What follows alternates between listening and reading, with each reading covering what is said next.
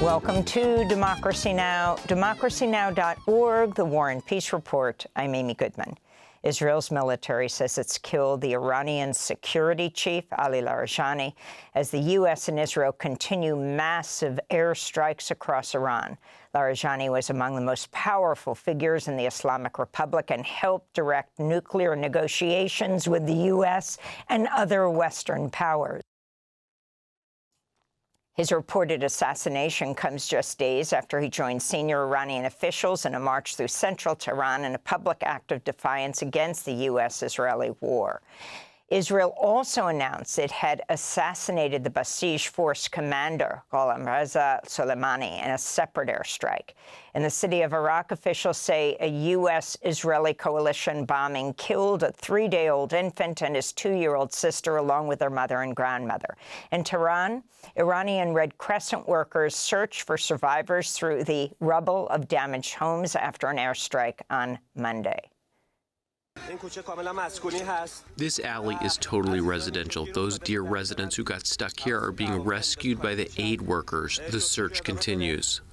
Amnesty International reports an investigation found the U.S. was responsible for the attack on the Iranian girls' school in southern Iran that killed about 170 people, most of them schoolgirls, on the first day of the U.S.-Israeli war on Iran. Iran's foreign minister says U.S.-Israeli strikes have killed over 200 children. Meanwhile, the Pentagon's announced the deployment of thousands of additional U.S. Marines and warships to the Middle East. U.S. Central Command reports at least 200 U.S. troops have been injured since the U.S. and Israel launched attacks against Iran just over 2 weeks ago. 13 U.S. service members have been killed. In Israel, at least 7 people were wounded on Monday when a rocket launched from Lebanon struck residential buildings in the northern town of Nahariya. Elsewhere, debris from an Iranian missile fell onto the rooftop of the Greek Orthodox Patriarchate in Jerusalem, one of the holiest sites in Christianity, where tradition holds that Jesus was crucified.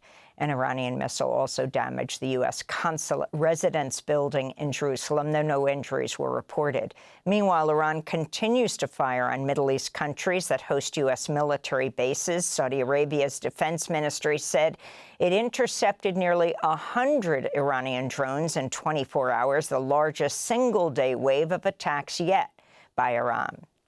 In the United Arab Emirates, an Iranian drone triggered a huge fire at a key oil trading hub, coming just days after a similar attack triggered another fire at the site. In Iraq, an Iranian drone damaged the top floor of the Al Rashid Hotel in Baghdad's heavily fortified green zone Monday, amidst reports that Iraqi air defenses shot down an Iranian missile targeting the U.S. embassy there. Meanwhile, Kuwait and Qatar reported more Iranian drone and missile attacks. According to Goldman Sachs, if the war lasts until the end of April, the gross domestic products of Gulf states could plummet by up to 14% this year. In Lebanon, Israeli strikes have driven more than 1 million people from their homes and killed more than 880 people. Israeli troops launched ground operations in southern Lebanon Monday. Israel's defense minister, Israel Katz, said southern Lebanese residents will not return to their homes until the safety of Israelis near the border is guaranteed. This is a displaced mother who fled to Beirut due to Israeli attacks. Of course, I was displaced, my house was damaged. The situation is difficult, of course. I mean, I can't describe to you the feeling that we're experiencing, but it's hard, very hard. It's hard to leave your home, hard to leave your land. European countries are rejecting President Trump's call to send warships to reopen the Strait of Hormuz, despite Trump's threat of, quote, a very bad future, unquote, for NATO if it doesn't help the U.S. This is Kaja Kallas, the European Union's foreign policy chief. There was no appetite from the member states to do that. As I said, this is nobody wants to go actively in this war, and of course everybody is concerned what will be the outcome. Australia and Japan also said they had no plans to send warships to help reopen the strait. South Korea said it's an issue that needs, quote, very careful deliberation, but did not commit to helping the U.S. The New York Times reports President Trump's son-in-law, Jared Kushner, is trying to raise $5 billion in additional funding for his private equity firm from Gulf Arab states, even as he serves as a top U.S. government negotiator in the Middle East. As part of his fundraising effort, Kushner's representatives have already met with Saudi Arabia's Public Investment Fund, which is headed by Crown Prince Mohammed bin Salman, and has already funded the private equity firm of Jared Kushner to the tune of $2 billion. In Texas, La Concordia walked free from an ICE jail Monday after more than a year in custody. She was arrested during the 2024 Gaza Solidarity protests at Columbia University. Those charges were dropped, but Cordia was later detained at a routine immigration check-in in New Jersey. This week, an immigration judge ordered her released on a $100,000 bond. It was the third time a judge ruled in her favor, despite the government blocking her release twice. While in custody, La Concordia was hospitalized following a seizure, and her legal team said her legs were chained to her bed and she was denied access to her lawyer or family. Cordia was the last person still held in detention from the Trump administration's crackdown on pro-Palestinian campus activists. A federal judge in Boston's blocked Health Secretary Robert F. Kennedy Jr.'s overhaul of U.S. vaccine policy, including blocking a January directive slashing the number of recommended childhood vaccinations from 18 to 11. Under RFK Jr., the CDC had dropped recommendations that all babies should be protected against hepatitis A, hepatitis B, RSV, dengue, and 2 types of bacterial meningitis. U.S. District Judge Brian Murphy wrote in his ruling, quote, "There is a method to how these decisions historically have been made, a method scientific in nature and codified into law through procedural requirements. Unfortunately, the government's disregarded those methods and thereby undermined the integrity of its actions," unquote.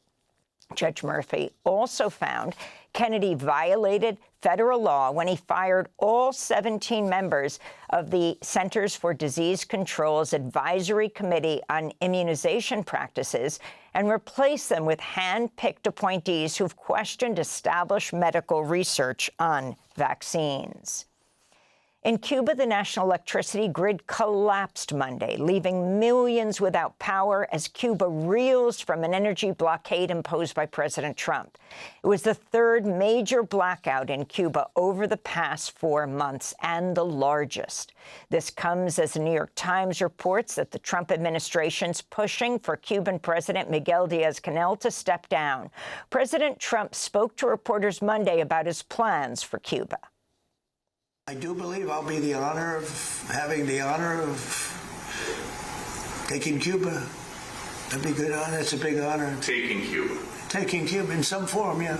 Taking Cuba. I mean, whether I free it, take it, I think I could do anything I want with it. You want to know the truth? Later in the broadcast, we'll go to Havana for the latest. In Afghanistan, the Taliban government says 408 people were killed and 250 injured Monday evening after Pakistan, they said, targeted a drug treatment center in Kabul with an airstrike. Pakistan denies the bombing of any health facilities, but reporters who visited the wreckage of the Omar Addiction Treatment Hospital found the 2,000-bed facility on fire and in ruins, with dozens of bodies being carried out on stretchers. The UN reports scores of civilians have been killed since Pakistan's defense minister last month declared open war on Afghanistan. The Trump administration's approved BP's proposed $5 billion oil drilling project in ultra-deep waters off the coast of Louisiana and the Gulf of Mexico. BP, formerly known as British Petroleum, is the same company responsible for the 2010 Deepwater Horizon disaster, the worst oil spill in U.S. history. Environmentalists warn the new project threatens Gulf communities, sensitive deep-sea ecosystems, and imperils marine life. And voters in Illinois head to the polls today for primary elections that could determine the balance of power in the next Congress. Ahead of the election, AIPAC, the American Israel Public Affairs Committee, poured nearly $22 million into Illinois' congressional races. Among AIPAC's targets is Kat Abou-Gazella, a progressive running for Illinois' 9th district, covering parts of Chicago and its northern suburbs. She's condemned the war in Gaza as a genocide and has made cutting U.S. military aid to Israel a top campaign priority. She says AIPAC poured $7 million through 2 shell PACs to defeat her, even as a dark money group was caught paying social media influencers $1,500 each for scripted attack posts. Meanwhile, several candidates are competing for the Senate seat of retiring Democratic Senator Dick Durbin, with a flood of super PAC spending also influencing that race. And those are some of the headlines. This is Democracy Now!, democracynow.org, the War and Peace Report. I'm Amy Goodman in New York with Democracy Now!'s Juan Gonzalez in Chicago. Hi, Juan. Hi, Amy, and welcome to all of our listeners and viewers across the country and around the world. Thanks for watching Democracy Now! On YouTube. Subscribe to the channel and turn on notifications to make sure you never miss a video. And for more of our audience-supported journalism, go to democracynow.org, where you can download our news app, sign up for our newsletter, subscribe to the daily podcast, and so much more.